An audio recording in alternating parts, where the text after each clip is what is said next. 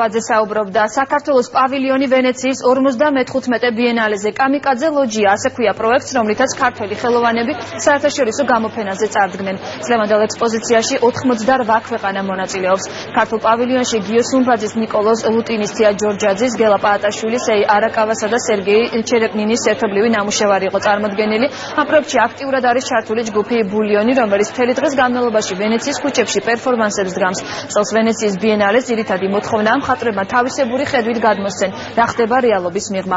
ამ სოციალურ პოლიტიკურ პროექტში ჩაერთო ქართული მხარეს, რომელმაც 90-იანი წლებიდან ქართულ არქიტექტურაში დღემდე არსებული პრობლემები წარმოადგინა. მთავარი თემა მიშენებული ლოჯიები და საცხოვრებლად საშიში შენობებია. ეს და სხვა სიახლეები იხილეს ჩვენს მთავარ გამოშვებაში ზუსტად 9 საათზე. ევრორემონტის უკან ყველა აუცილებლად არის ისტორია, რომელიც რაღაც წარსულთან არის ასოცირებული, იმ საბჭოთა საქართველოს სხვადასხვა შრეები, რომელიც აქვს ჩვენს ქვეყანას გვინდა არ გვინდა და ძალიან საინტერესოა შიდა სივრცეც.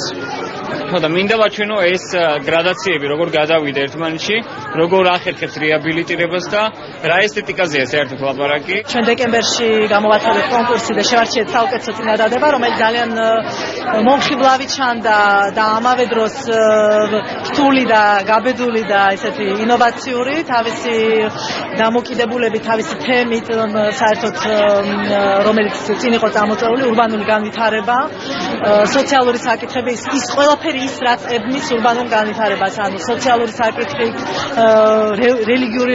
რელიგიურ საკითხებთან დაკავშირებული პერფორმანსიც კი არის ამ პროექტის შემადგენელი ერთ-ერთი ნაწილი, ხმოვანი ხელოვნება, საუნდ არტის ნიმუშები.